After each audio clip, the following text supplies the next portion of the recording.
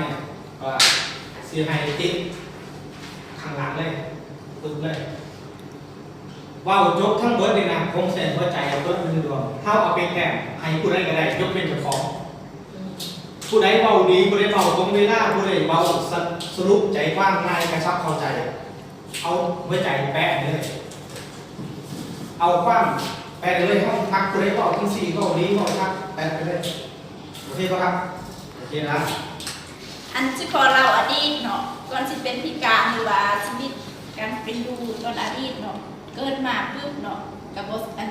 ก็ยังบ่ทันได้งานกันเทื่อแต่ว่าบ่สบายก็เลยว่าแม่หัน